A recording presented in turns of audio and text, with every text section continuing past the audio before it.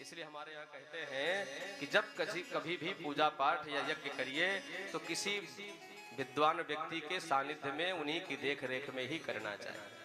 आप सब ब्राह्मण का सम्मान करो, पर जब कभी पूजा पाठ की बात आए तो किसी योग्य व्यक्ति के द्वारा ही अपने घर में कराएं, क्योंकि एक महामुनि है त्वष्टा मुनि, जिन्होंने थोड़े से मंत्र में त्रुटि किया और उसके अर्थ का अनर्थ हो गया।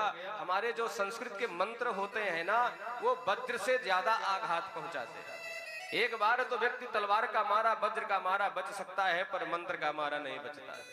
इसलिए कभी भी अपने यहाँ जब भी कुछ पूजा पाठ कराएं तो किसी पढ़े लिखे ब्राह्मण को बुला करके ही कराएं, विद्वान से कराएं, क्योंकि हमारे यहाँ संस्कृत में ऐसे शब्द होते हैं जो ह्रस्व दीर्घ अनुस्वार विसर्ग कहाँ क्या कैसे लगना है, उसका उच्चारण स्थान कहाँ पर है, वो सब नहीं समझ पाते हैं तो उसका अनर्थ हो जाता है।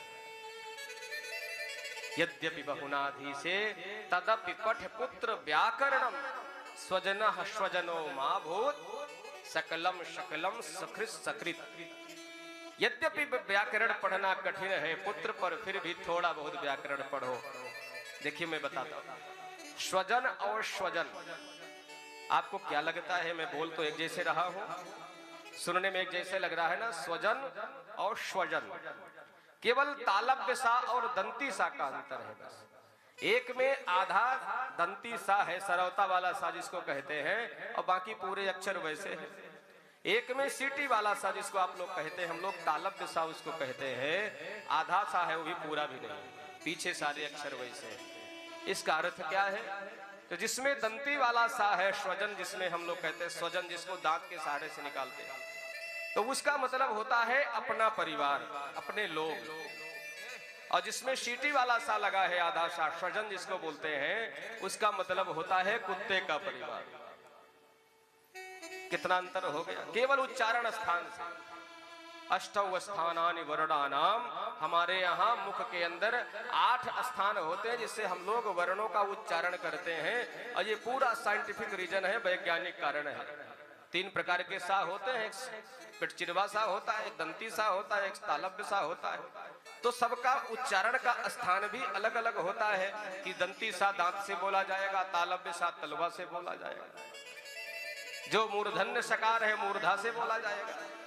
तो कभी भी मंत्र के उच्चारण में यदि त्रुटि होती है तो उसका अनर्थ हो जाता है। स्वजनः स्वजनो मा भूत सकलम शकलम, सकल और सकल सुनने में एक जैसा लग रहा है, एक में सीटी वाला सा है और एक में दंती सा है। तो जिसमें दंती सा है उस सकल का मतलब होता है संपूर्ण, और जिसमें सीटी वाला सा लगता है उसका मतलब टुकड़ा।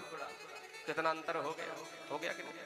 तो कभी भी जब हमारे बीमारी कोई शरीर में लगती है तो हम विचार करते हैं कि हमें अच्छे से अच्छा डॉक्टर मिले जिससे हमारा बीमारी ठीक हो जाए।